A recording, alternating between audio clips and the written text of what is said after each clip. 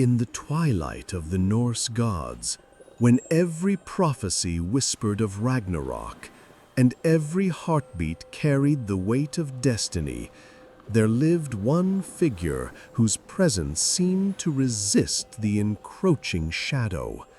His name was Baldur, the Shining One, the beloved of all who dwelled in Asgard. He was beauty made flesh, light given form, and his existence burned like a fragile flame against the storm of time. Yet even as he radiated purity and grace, there lingered around him a silence that felt too heavy, too charged, as though the universe itself held its breath, fearing the day when such brilliance could be extinguished.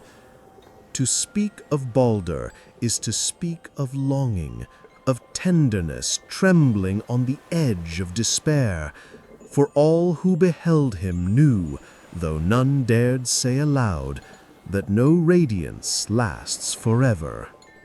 From his earliest days, Baldur embodied everything that seemed untouched by decay. His laughter shimmered like water under sunlight. His voice carried the warmth of firelight on a winter night. His skin glowed with the faint luster of dawn, and his eyes held the calm serenity of lakes undisturbed by storm. He moved with a grace that was almost unbearable to witness, for it was not the grace of mortals, but something finer, purer, as if each gesture had been rehearsed by eternity itself. To the Aesir, who themselves were mighty and terrible, Baldur represented something different, something achingly delicate, the possibility that beauty could exist without violence, that peace could breathe even among immortals fated for ruin. And yet, woven into his very being there was fragility, not weakness of flesh, but the precariousness of perfection itself. The more they loved him, the more they feared for him. For desire clings most fiercely to that which seems destined to slip away. Every glance cast upon Baldur was filled with reverence, but also with dread, as if each eye that drank in his radiance secretly whispered, "How long can such a light endure in a world carved by swords and bound by doom?" It was said that even stones softened at his passing, that flowers bent toward him, that beasts of the forest hushed their breath to gaze upon him. He was adored not as a ruler or a warrior, but as a promise of harmony in a realm built on conflict. The Aesir cherished him as one cherishes spring after an endless winter, and mortals dreamed of him as of an unreachable star. To think of him, even in the privacy of imagination, was to feel the stirring of something dangerous, an ache so sweet it bordered on pain. But prophecy knows no tenderness, and even light casts a shadow. In dreams, Baldur began to see visions of his death. Night after night, he felt the pull of darkness creeping closer, the certainty that something sharp, something inevitable would pierce him and undo his brilliance. He woke trembling, his perfect skin damp with sweat, his breath unsteady, as though the dream itself had already stolen a fragment of his life away. These visions spread terror through Asgard, for if Baldur, the untouchable, the radiant, could perish, then surely all was doomed. The golden thread that bound the world's hope would fray, and with it the world itself would unravel. The myth begins not with his death, but with the unbearable knowledge that it must come. Every word spoken to him, every touch, every glance was heavy with awareness. This beauty cannot last. And yet, in that fragile awareness, the gods clung to him all the more, pressing their affection upon him as if to delay the inevitable. Love thickened into desperation, desire sharpened into possession. Even the air in Asgard grew heavy, charged with the intoxicating blend of adoration and dread that followed Baldur wherever he walked. His mother, Frigg, felt it most deeply. In him she saw not only her son, but the embodiment of all that was pure, all that was worth saving from the firestorm that loomed on the horizon of time. She wept in silence, her heart caught between the bliss of gazing upon his perfection and the terror of losing him. Her love was fierce, consuming, a devotion that sought to wrap him in eternity itself. Yet in that devotion lay a shadow, the fear that even her power, vast as it was, could not preserve him from fate. The other gods adored him too, yet their adoration carried edges. To some, Baldur's perfection stirred envy, for who could shine beside him without feeling dimmed? To others, he was an object of desire, a figure so achingly beautiful that to imagine him undone was both unthinkable and strangely irresistible. For in every heart, mortal or divine, lingers the hunger to test perfection, to break what seems unbreakable, to touch what seems forbidden. Among them, unseen but always watching, lingered Loki, trickster, shapeshifter, tempter. He saw in Baldur's brilliance not only beauty but opportunity. Where others felt only reverence, he felt the sting of defiance. Why should one god hold such unchallenged devotion? Why should light remain unpierced when everything else must bow to decay? Beneath his sly smile flickered something darker, a hunger to unravel, to disturb, to take the untouchable and make it bleed. Still, none of this had happened yet. The moment was suspended, stretched thin like the pause before a storm. Baldur lived, radiant and adored, but around him clung the weight of premonition. His every breath seemed to echo, his every step reverberated with prophecy. Even the simplest moments, a hand brushing his hair, a laugh carried on the wind, felt carved into memory, as though all who loved him wished to hoard these details against the looming silence. To behold Baldur in these days was to feel desire sharpen into ache. The gods surrounded him, almost worshipped him, as if their closeness could ward off the darkness, yet in their devotion lay danger. For love that fierce carries its own violence. They wanted to keep him, to guard him, to hold him so tightly that nothing could harm him. But in that suffocating embrace was the seed of destruction, for to cage beauty is to crush it, and to seek the eternity is to awaken fate itself. The introduction to Baldur's myth is not gentle. It is laced with trembling dread. It invites the listener not simply to witness a story, but to feel it pressing against their chest, to sense the inevitable collapse behind the fragile shimmer of perfection.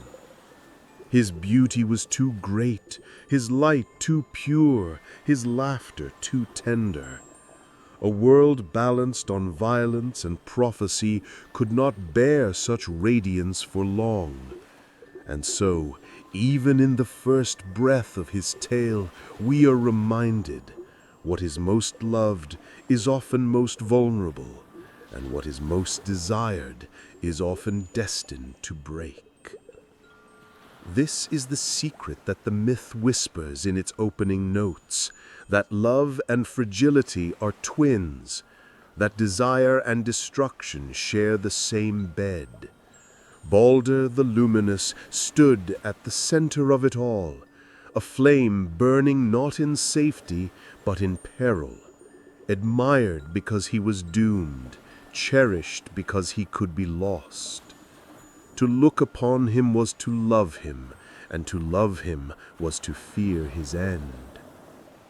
And so, before his death, before the arrow, before the betrayal, we linger in this fragile beginning. We linger in the shimmer of his presence, trembling at the knowledge that light this pure cannot last, that beauty this bright calls its own undoing. The story of Baldur begins not in triumph, but in silence. The silence of gods who love too much, of dreams that whisper too darkly, of a fate already written, yet not yet arrived. It begins with longing, with dread, with the ache of beauty destined to fade. And in that beginning, we feel the pull of something irresistible, the need to witness, to follow, to ache alongside the gods as they circle their beloved, unable to look away from the fragile brilliance that will, soon enough, shatter. To know the story of Baldur is not only to understand his fate, but also to behold those who circled closest to him, the constellation of figures whose love, envy, and desire would shape the path of his undoing. For in myth, no figure stands alone. Each is reflected in the eyes of those who love them, who fear them, who betray them. Around Baldur gathered a court of gods and kin, each drawn to his light in their own way, each carrying within themselves a seed of devotion or danger. To speak of these figures is to enter the living heart of the story, where affection blurs with obsession, where admiration quivers into envy, and where desire sharpens into cruelty. Baldur himself, at the center, was more than radiant. He was magnetic, pulling hearts toward him as naturally as the tide follows the moon. Yet his allure was not simply the brightness of perfection, but the vulnerability woven through it. His purity was tinged with fragility, his beauty haunted by prophecy, and it was this tension that made him irresistible. To gaze upon him was to feel a sweetness that unsettled, a longing that could never be fulfilled. He was not only adored by mortals who whispered his name in prayer, but by the gods themselves, who found in him a reflection of something they could not possess, a tenderness that could soften even immortal hearts hardened by war. Every gesture he made seemed touched by intimacy, even when it was unintentional. His laugh, the curve of his lips, the way his hands moved with absent grace, all became objects of fixation for those around him. To be near Baldur was to feel warmed and pierced at once, as if one were both cherished and denied. His presence stirred both reverence and hunger, for his purity invited not only worship, but also the dangerous wish to test its boundaries, to see what lay beneath the untouchable surface. At his side, as constant as shadow, stood Frigg, his mother. If Baldur embodied fragile light, Frigg embodied fierce, protective love. She was queen of Asgard, a goddess of foresight, but above all she was a mother who adored her son with a devotion that verged on obsession. To her, Baldur was not only a child, but the very axis on which her world spun, the living essence of all she sought to preserve from the doom foreseen in visions. When his dreams of death first reached her ears, it was not fear that overwhelmed her, but determination. She scoured the 9 realms, weaving vows from every element, every creature, every object, binding them with her tears and her authority, so that none would harm him. Frigg's love was suffocating, fierce as flame. She imagined a world wrapped in her protection, where every stone, every tree, every spear and arrow swore to do no harm. In her arms, Baldur became a treasure hidden, his beauty preserved not only by admiration, but by desperate enchantment. Yet in this desperate love lay its flaw, for love that seeks absolute safety is also a kind of prison. Frigg's devotion, though born of tenderness, became heavy, binding, as though she wished to seal Baldur away from the very touch of fate itself. Her love was maternal, yes, but also obsessive, carrying the intensity of a passion that refuses to release what it cherishes most. Watching from the edges of this circle was Loki, trickster, shapeshifter, wanderer of shadows. Where others adored, Loki observed. Where others felt devotion, he felt curiosity, sharpened into temptation. To him, Baldur's perfection was not an untouchable blessing, but a challenge, an unanswered question. What happens when the untouchable is touched, when the invulnerable is made vulnerable? There was something almost seductive in his cruelty, for Loki did not hate Baldur.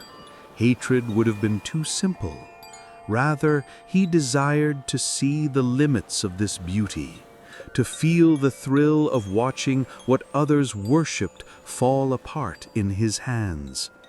Loki's nature was playful, but his play was always edged with danger.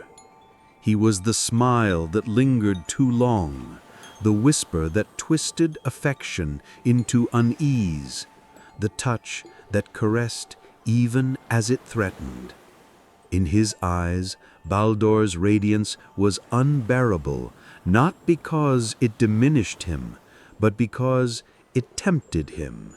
It stirred in him the dark desire to disturb perfection, to peel back the fragile skin of beauty and reveal the ruin that lay beneath. Loki was temptation incarnate, and his fascination with Baldur was as much desire as it was cruelty. Surrounding them all were the gods of Asgard, each caught in the orbit of Baldur's presence. Some loved him with pure devotion, mesmerized by his gentleness, longing simply to bask in the light he shed. Others admired him with envy, their pride wounded by his unchallenged perfection. To stand near him was to feel one's own flaws magnified, for how could even the strongest warrior, even the most cunning mind, compete with beauty that was at once pure and untouchable? Their admiration quivered with tension, their affection sharpened by rivalries unspoken. Among the Aesir, there were gods who delighted in his invulnerability. Once Frigg had extracted her promises from the world, they gathered to test the enchantment, hurling weapons at him with laughter, marveling as each spear and stone fell harmless at his feet. What began as play became ritual, almost erotic in its intensity. The spectacle of perfection challenged and reaffirmed over and over, while the gods gasped and marveled. Each act was both an offering and a temptation, as if their admiration demanded that they test him, that they feel the delicious thrill of striking at beauty only to find it unbroken. But beneath this circle of adoration lay currents of unease. Admiration too intense can curdle into envy. Devotion too consuming can twist into possessiveness. Desire too sharp can edge toward cruelty. Around Baldur, the court of the gods vibrated with these contradictions, a harmony built not on peace, but on tension. He was their beloved, their jewel, their untouchable flame, and yet the very intensity of their love ensured that it could not remain unbroken. To present these characters is to present the forces of the story itself. Baldur as beauty made vulnerable, Frigg as love made suffocating, Loki as temptation given form, and the Aesir as the chorus of admiration, envy, and desire that surrounds them all. Together they form a web of emotions so taut that the smallest disturbance could shatter it.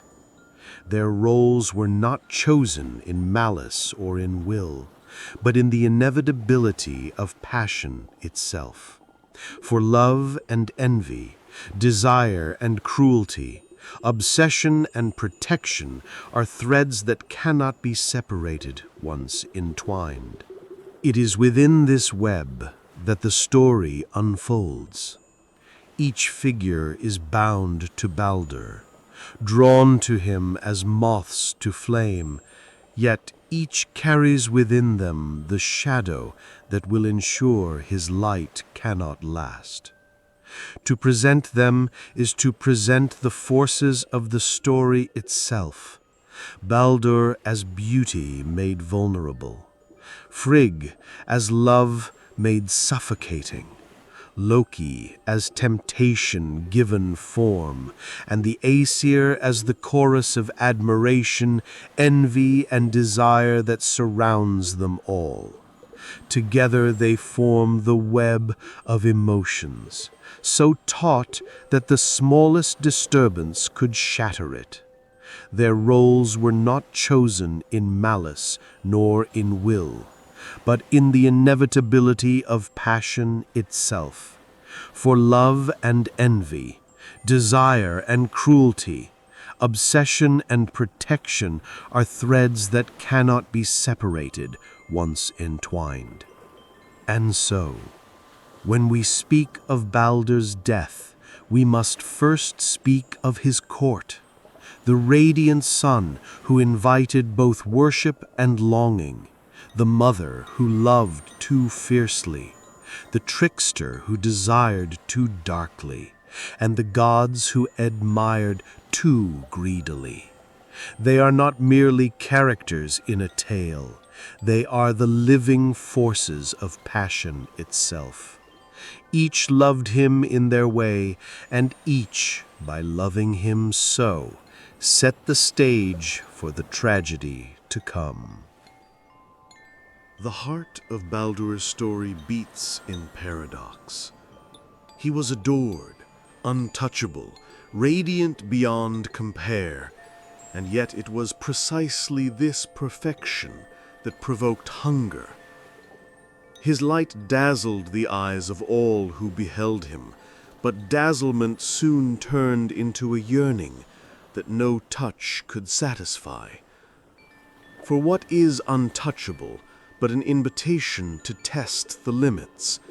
What is perfection but a temptation to pierce it, to claim it, to possess it? In the stillness that surrounded Baldur, desire swelled. Desire to protect, desire to hold, desire to see what lay beneath the sheen of invulnerability. Around him, love fermented into obsession, and admiration blurred into dangerous curiosity. The gods, once comforted by Frigg's enchantments, began to indulge in a strange, unsettling game. They hurled stones and spears, they swung axes, they fired arrows, all at Baldur, who stood serene, unharmed, his beauty intact. Each weapon fell to the ground as though ashamed of itself, incapable of harming him. Laughter filled Asgard as the spectacle grew into a ritual, a theater of awe and devotion. Yet beneath the laughter stirred something darker, the thrill of danger denied, the pulse of transgression without consequence. The sight of weapons breaking against Baldur's flawless form became intoxicating, almost sensual, as if each failed strike was an intimate caress that affirmed his perfection while daring fate to intervene. This game was not cruelty at first, it was worship disguised as violence. But worship, when pressed too tightly, bends into something else.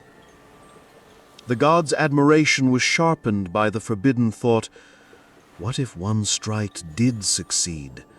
What if the flame could be touched, if only for an instant? It was this paradox that haunted the court of Asgard. The more secure Baldur seemed, the more irresistible became the desire to pierce his veil of safety. Loki watched this spectacle with eyes sharpened by hunger. Trickster, shapeshifter, seducer of fate, he was no stranger to the paradox of desire. He saw Baldur's invulnerability not as comfort, but as provocation.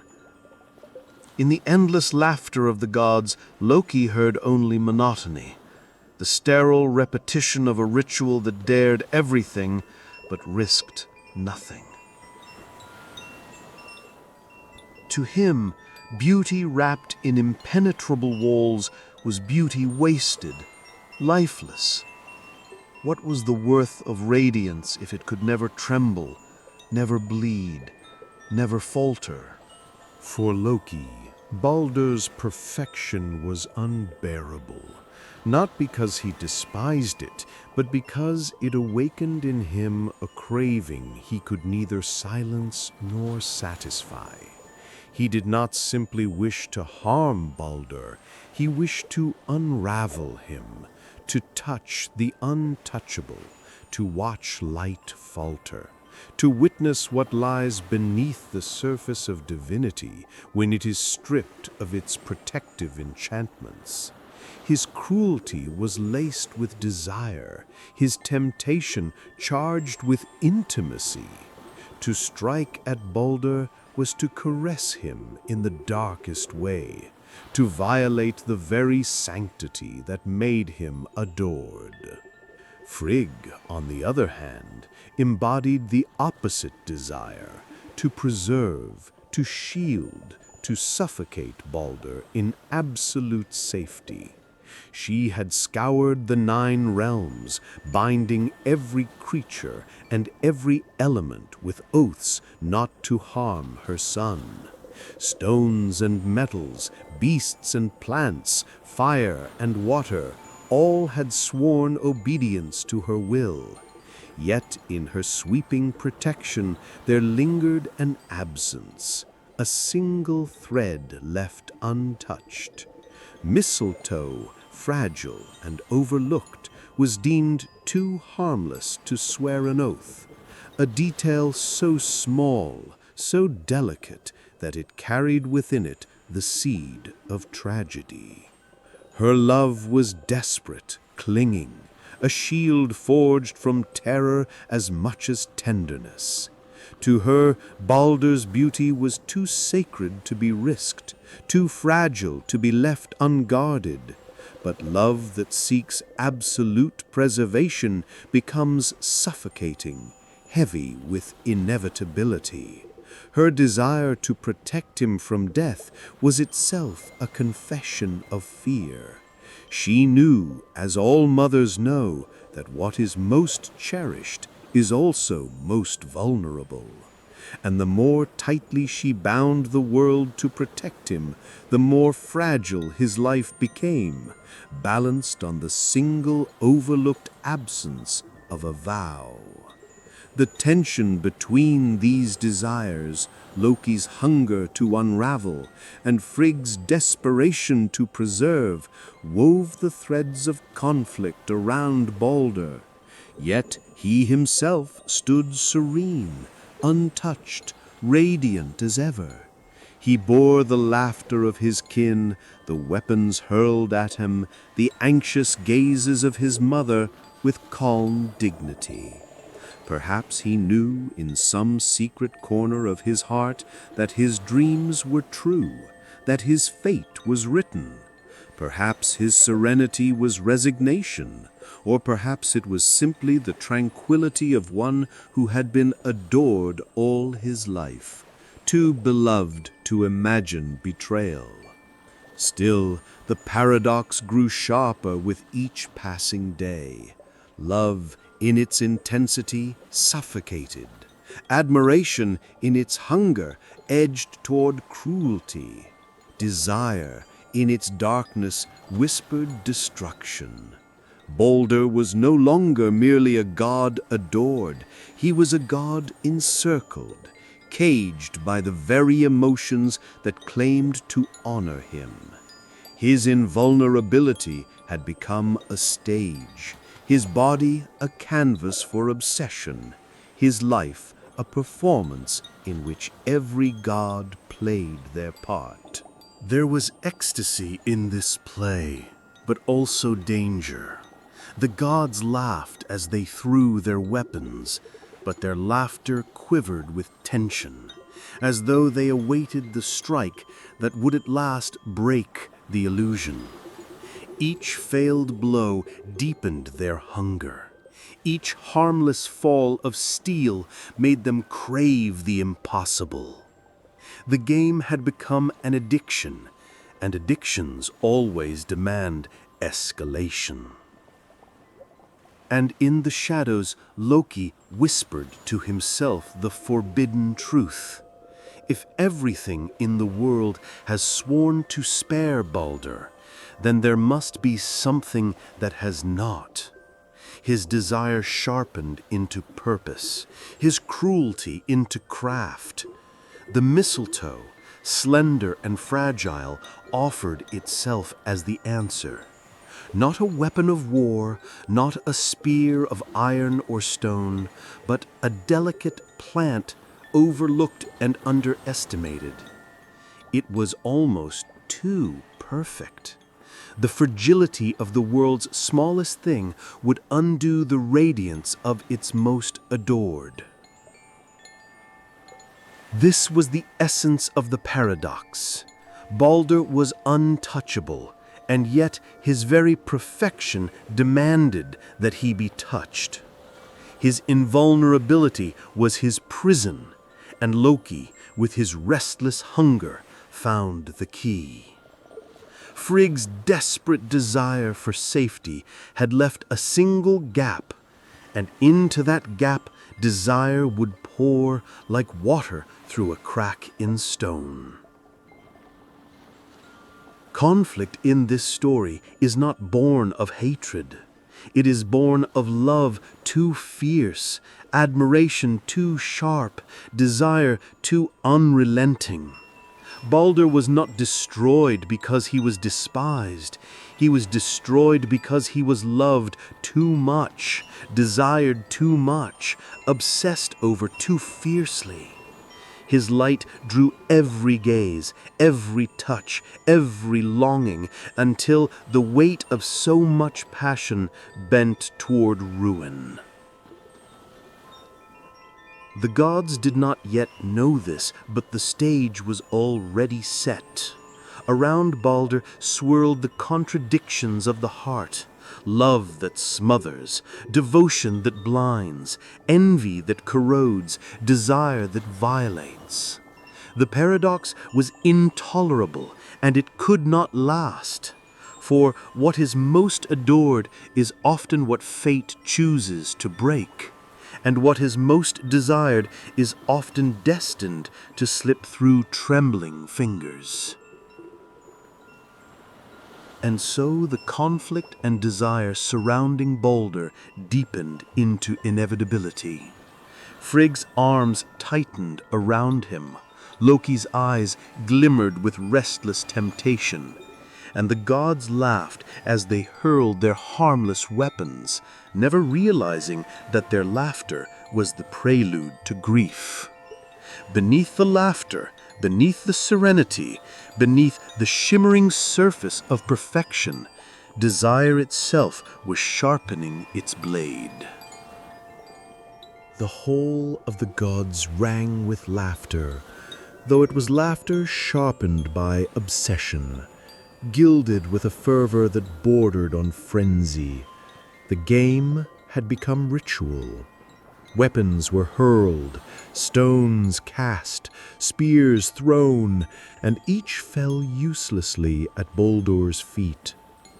His body shimmered with untouchable light, as if the universe itself recoiled from marring his perfect skin. Each impact that failed to wound him was not only relief, but ecstasy. To strike at him was to touch him, to feel the thrill of defiance softened by the safety of enchantment. It was worship disguised as violence, desire masked as play. The gods circled him like moths around flame, intoxicated by the spectacle of his invulnerability. Thor's mighty hand hurled a hammer blow that would have crushed mountains, only to watch it dissolve against Baldur's radiance. The god of light stood unflinching, his calm more intoxicating than the mead they drank. His serenity was unbearable, his composure too perfect. Each failed strike only deepened the hunger of those who watched, for perfection too often invites violation. They laughed, yes, but beneath the laughter pulsed a dangerous heat, a rhythm of desire that none could speak aloud. It was an erotic spectacle of invulnerability, for there is nothing so alluring as beauty that seems untouchable. Each thrown weapon became a caress denied, each failure a reminder of the impossible barrier between them and the figure they adored. To strike him and fail was to touch him and be refused, to press against the edges of the forbidden without ever breaking through. Their admiration fed their yearning, and their yearning sharpened into a dangerous craving. Amid their laughter, Loki watched. His eyes were sharp, restless, glittering with something darker than amusement. He had already found the answer, already felt the secret thrill of knowing what no other knew. In his hands, hidden from the careless joy of the gods, rested a weapon unlike the others, a shaft of mistletoe, slender, fragile, almost laughably delicate. It looked too weak to pierce flesh, too soft to draw blood. Yet it pulsed with forbidden promise, the energy of the one thing overlooked, the one thing not bound by Frigg's desperate vows. Loki held it like a lover might hold a secret, stroking the smooth wood with his fingers, feeling its deceptive fragility. He knew that power is never only in might, but in vulnerability. And the mistletoe carried within it the intimacy of destruction. Its smallness, its seeming harmlessness made it exquisite, charged with the allure of something forbidden. In it burned the possibility not only of harm, but of violation, of undoing the untouchable with something almost too fragile to believe. He approached Hord, Baldur's blind brother, whose eyes could not see the radiance that dazzled everyone else. Hord stood apart, excluded from the dangerous game, unable to share in the ecstasy of the others. Loki's voice slid into his ear like silk, playful, tempting, dripping with suggestion. He guided Hord's hands around the mistletoe weapon, whispering that he too deserved to take part in the joyous ritual. Hord, innocent, trusting, yielded to the trickster's touch, unaware that his fingers now held the one thing in all the world that could pierce his brother's perfection. The hall grew loud with drunken joy, the gods calling for yet another strike, eager for the spectacle to continue. Baldur stood calm at the center, radiant, untouchable, his serenity glowing all the brighter against the fevered hunger surrounding him. Loki guided Hord's arm, positioning the mistletoe with a care that was almost tender. His hands lingered on Hord's, his breath hot against his ear, savoring the intimacy of this moment. It was not a strike of rage, but of seduction, a betrayal carried out with caress rather than violence. And then, the moment of impact. Time seemed to slow, thickening like honey. The mistletoe flew, slender and fragile, almost to believe it could harm. But its flight carried the weight of inevitability, the breathless hush of prophecy fulfilled. It pierced Baldur's body, sliding past his perfect invulnerability with an intimacy that was unbearable. It was not merely a strike, it was a violation, slow and deliberate, as if the world itself leaned close to watch the undoing of beauty. The gods gasped, their laughter strangled into silence. Baldur's lips parted, his breath catching, his body trembling as though the weapon's entrance was both pain and revelation. His radiance dimmed, not extinguished all at once, but fading like the last blush of sunset, like a flame smothered by trembling fingers. The mistletoe did what iron and fire could not. It undid him, pierced the sanctity of his perfection, exposed the fragility beneath the brilliance. The hall that had been filled with laughter now pulsed with horror, but within that horror lingered something unspeakable, something dangerous. For as they watched Baldur falter, the gods felt not only grief, but an unbearable thrill. The untouchable had been touched, the invulnerable had been broken. They had witnessed the piercing of perfection, and though their hearts shattered, part of them could not look away. It was terrible, Yes, but it was also intimate, a moment that seared itself into memory with the heat of forbidden ecstasy. Baldur's body collapsed, his beauty undone yet not erased.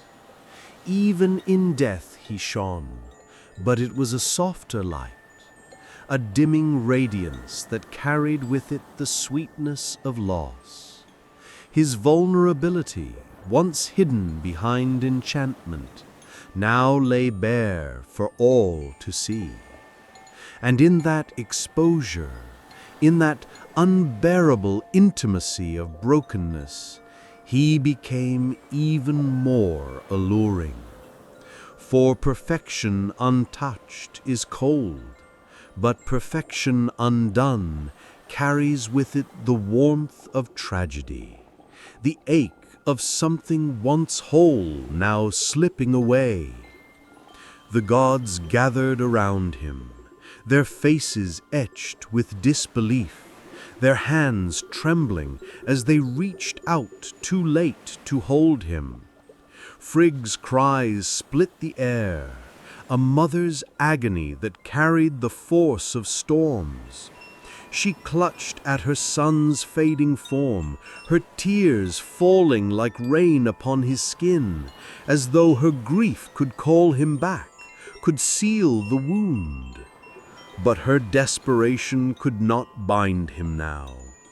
All her vows, all her protections had unraveled in the fragile shaft of mistletoe. And Loki, he watched, his smile twisted with satisfaction and sorrow, his eyes burning with the thrill of forbidden triumph. He had touched the untouchable, pierced the perfection that suffocated him. In Baldur's fall, he had found his ecstasy. Yet, even as he savored the moment, there lingered a bitterness, a knowledge that beauty once undone can never be restored. He had won, but his victory carried the taste of ashes, the sweetness of desire fulfilled in destruction. The hall was silent, save for the weeping of Frigg and the ragged breaths of gods who had been undone by their own game. The erotic spectacle of invulnerability had ended in violation, and they could not unsee what they had witnessed. The memory of Baldur's faltering breath, his dimming light, the intimacy of his undoing, these would haunt them forever. And so the climax of the story arrives not with thunder, but with silence.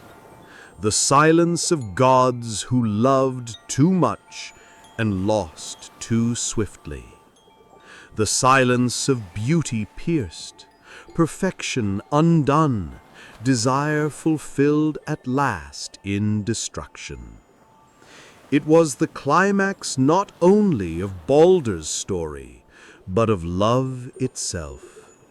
For every passion that surrounded him had been consummated in this moment.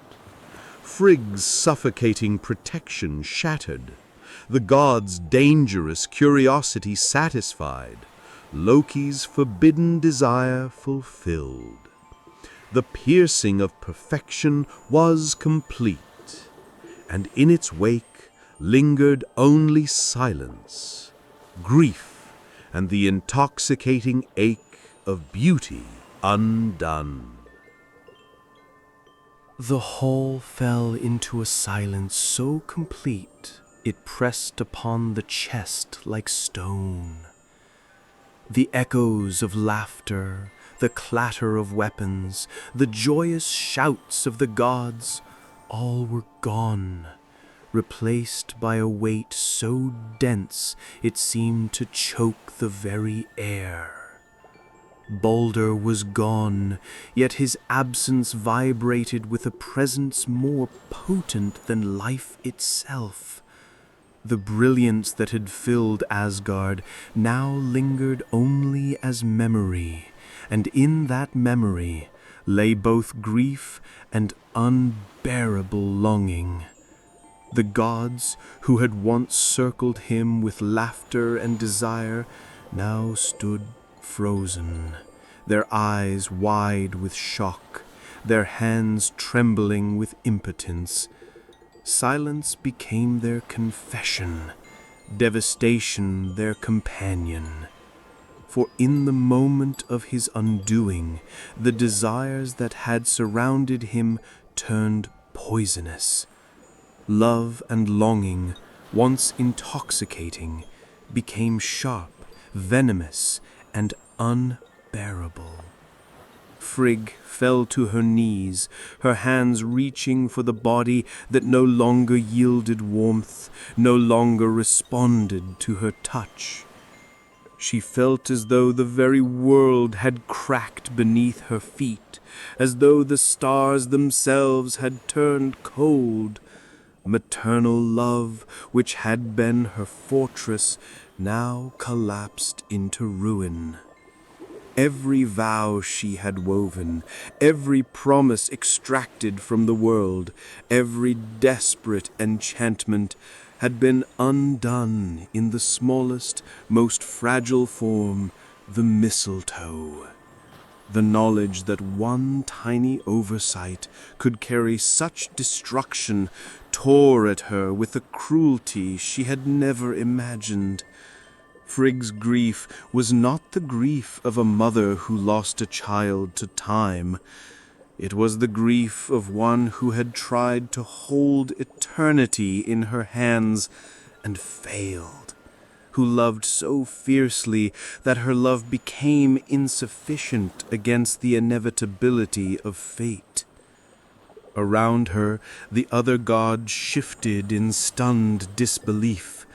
Their admiration, their desire, their obsession with Baldur had grown unchecked, each emotion sharpening the ache now blooming in their hearts. Some wept openly, their tears marking the golden halls, while others stood rigid, mouths opening and closing without sound, caught between shock and a terror they could not articulate. The game that had once been joy had become a wound, the laughter a memory of a sweetness now forever lost. They felt the corrosive weight of their own longing. In seeking to witness perfection, to bask in beauty, they had only amplified the depth of its absence. Desire, when thwarted, so tragically turns bitter, and the halls of Asgard now tasted of it. Even Loki, who had orchestrated the fatal moment, was not untouched by the consequences. His satisfaction was unlike any mortal triumph. It was not a simple taste of victory, nor the exhilaration of conquest. It was bitter, intoxicating, and laden with a strange ecstasy. In fulfilling his desire to pierce the untouchable, to unravel the perfection that had suffocated him with its light, he had also unleashed grief and destruction beyond measure. His eyes lingered on Baldur's still form, the radiant beauty now dimmed, and a shiver passed through him that was neither pleasure nor pain, but a mixture of both. The satisfaction of his act could not be pure, for desire fulfilled in destruction carries its own shadow, a weight that gnaws even as it burns. Baldur's absence transformed the golden halls into hollow echoes. The light that had danced upon every surface, reflected in every golden contour, was gone. The warmth that had suffused Asgard, the sense of life and radiance, evaporated, leaving only empty space and silent corridors. To stand in these halls now was to feel absence pressing against the skin, to sense the loss of something too exquisite ever to return. Every surface reflected emptiness, every step echoed the void of what could no longer be touched. The beauty that had been unattainable in life now became forever forbidden in memory, a perfection now untouchable not by enchantment, but by death itself. Frigg's sobs broke the silence, filling the golden space with a sound so raw it seemed to fracture the very air. She pressed her face to Baldur's chest, trying to feel the warmth that was gone, trying to hold the figure she had adored, the child she had sought to protect at all costs. Her hands traced the curves of his form, memorizing what her eyes could no longer see shimmer with life. Every memory of his laugh, his glance, the delicate rise and fall of his chest became sharper, more excruciating, as if loss magnified the beauty that once existed. Grief, she realized, could be more consuming than love. It could press upon the soul like a weight, a constant, unyielding ache that offered no release. The other gods, too, were caught in the aftermath of desire turned lethal. They had loved him, desired him, revered him, and now that love was mirrored back at them in grief. Each glance, each remembered touch, each admiration felt like a knife, cutting through the heart with a cruelty they could neither deny nor mitigate. The perfection that had once been untouchable was now forever absent, and in its absence lay the unbearable knowledge that nothing could recreate it. The god's fascination with beauty had not protected it, it had intensified the wound left behind. Loki lingered near the edge of the circle, his form tense, a smile frozen on his lips that was not joy, but something closer to reverie. Desire fulfilled, he recognized, is never simple. There is sweetness in attaining what one craves, but when that attainment is bound to ruin, to the fall of something radiant, it leaves an echo that resonates like fire and ice combined. He could feel the weight of the hall's grief, the trembling of gods who had sought to bask in brilliance, and yet he was drawn to it, intoxicated by the interplay of desire and consequence. The intimacy of the act, the delicate cruelty of the mistletoe lingered in his mind as both triumph and torment. Outside the hall, the world seemed to mirror the devastation. Even the wind carried a chill that whispered of loss, rustling through the trees and across the mountains like a mourner's sigh. The light of Asgard, once bright and warm, dimmed with the absence of its beloved sun. Baldur's death was not merely the passing of one god, it was a fracture in the fabric of the world, a sudden hollowing where light and beauty once stood. Within this devastation, the gods faced the cruelest truth. No amount of love could preserve him. Frigg's vows, the enchantments she had woven across the 9 realms, the desperate prayers of every being who adored him, they had all failed. Desire, whether born of love or obsession, could not undo fate. What was sought too fervently could not be held. What was adored too intensely could not be preserved, and the gods themselves, trapped in their grief and longing, understood for the first time the price of their own passion. It was both eternal and insufficient, a mirror of the very fragility they had failed to guard.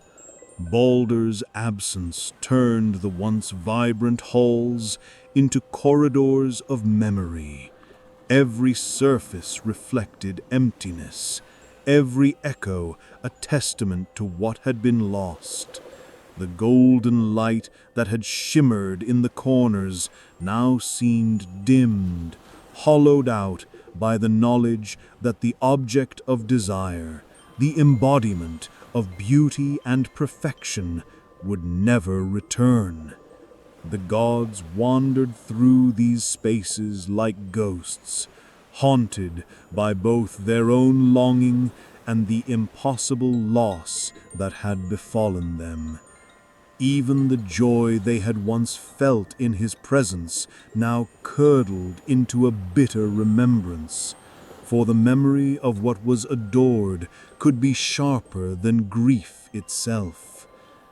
And in this transformed hall, in the hallowed beauty of Asgard, the story of Baldur's death lingered as both tragedy and lesson. Love, desire, admiration, they had been magnificent, intoxicating, and lethal. They had drawn him near, and yet could not preserve him. They had celebrated his perfection, and yet allowed its destruction. In the silence that followed, the gods understood that the ache of longing can never be fully sated, that desire carries within it the seed of devastation, and that even radiance as perfect as Baldur's is bound inevitably to fade. Perfection is fragile. Its brilliance draws admiration and longing, yet within that very attention lies peril. Baldur had walked the golden halls of Asgard like a living sun, radiant beyond measure, a figure whose beauty inspired awe and desire alike. Each gaze directed at him, each whisper of admiration carried a weight. Love, envy, and curiosity coalesced, a force that could nurture yet also destroy. In Baldur's radiance, desire became palpable, pressing upon the heart with tenderness and danger, an invisible pressure none could resist. Frigg's devotion exemplified this vulnerability. She had sought to shield him with vows, enchantments, and promises to render him untouchable in body and spirit. Yet the smallest oversight, the slender mistletoe, brought catastrophe. Her love, intense and absolute, could not defy fate. In its failure, she understood that devotion has limits. No measure of care could prevent inevitability. To love desperately is to confront helplessness, to see the very force meant to preserve life rendered powerless. The paradox of protection reveals the fragile nature of beauty. The more it is loved, the more acutely its vulnerability is felt. Desire in its many forms is magnetic and dangerous. Loki's act shows the tension between fascination and destruction. To touch the untouchable, to pierce the sacred, is a perilous seduction. By guiding Hode's hand, delivering the slender weapon, Loki enacted an intimate violation, a convergence of curiosity and cruelty. The beauty that seemed invulnerable was undone in a single precise motion. Desire and ruin, pleasure and grief intertwined in that instant. The paradox emerges clearly. To be luminous is to invite both worship and peril. Beauty attracts, yet it exposes. The more radiant, the greater the risk. The gods' longing amplified the tragedy. Admiration was never neutral. It carried intensity, obsession, and danger. Each deity, in devotion, contributed to inevitability. To desire him was to endanger him. To love him deeply was to witness fragility magnified. Baldur's perfection, once a shield, became a lens exposing the peril of devotion. Closer proximity sharpened the edge of fate. Luminous beings illuminate beauty and vulnerability simultaneously, and in their orbit, desire acts as both reverence and threat. To touch the radiant is to flirt with destruction. Even in absence, Baldur's influence persisted. The golden halls echoed with silence, memory, and longing. Frigg's grief, the god's shock, Loki's satisfaction, all testified to the intimacy of desire. To admire, protect, covet, or yearn carried potential for ruin. Desire exerts pressure that can distort, suffocate, and destroy what it reveres. Baldur's light, though extinguished, persisted in memory, a radiant absence intensifying the ache left behind. Beauty's permanence exists only in recollection, sharpened by loss, reminding those who loved him of fragility. This reflection unveils a universal truth. Beauty invites both worship and ruin. Forces that draw toward radiance, curiosity, longing, envy, cannot be separated from risk. Perfection is never fully contained, and proximity exposes vulnerability. Baldur's death shows that love and desire, however profound, cannot ensure preservation. Intensity magnifies vulnerability, and the luminous may fall precisely because their brilliance is irresistible. Radiance is both blessing and threat. The brighter the light, the sharper its shadow.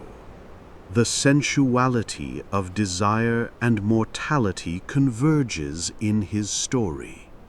The thrill of admiration, the intoxication of proximity, and fascination with the untouchable create tension both intimate and lethal. Each interaction, each intention holds potential for beauty and destruction. The god's game, once playful, became a tableau of fragile ecstasy and irreversible consequence. The delicate interplay of devotion, temptation, and curiosity rendered the outcome tragic, a study in the irresistible pull of what cannot be possessed. Sensuality is inseparable from danger, intimacy from risk. Baldur's fall illuminates the paradox of desire. Drawing near endangers, cherishing risks destruction. Love, admiration, and envy intertwine, their energy capable of sustaining or annihilating. Frigg's desperate grief, Loki's bitter satisfaction, the other's silent shock, all reflect the multiplicity of desire. Each emotion pressed upon him in life and amplified grief in death. Desire is a magnet, but one weighted by inevitability. The most luminous beings are simultaneously adored and imperiled.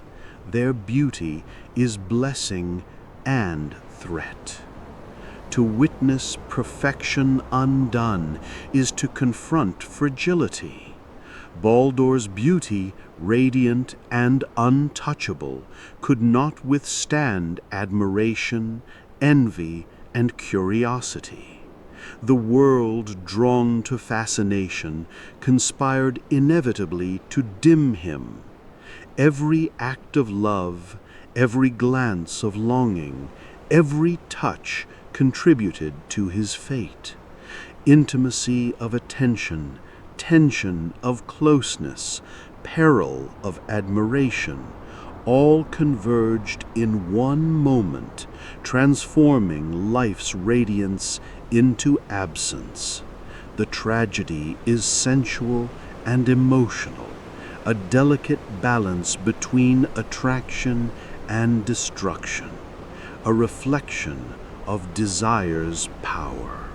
Memory of Baldur persists. The hall's once vibrant echo absence. Perfection once tangible exists now only in recollection, intensified by loss. Frigg's mourning, the god's grief, Loki's bitter ecstasy underscore the dangerous entanglement of beauty and desire. Loving intensely risks loss, desiring fervently courts disaster.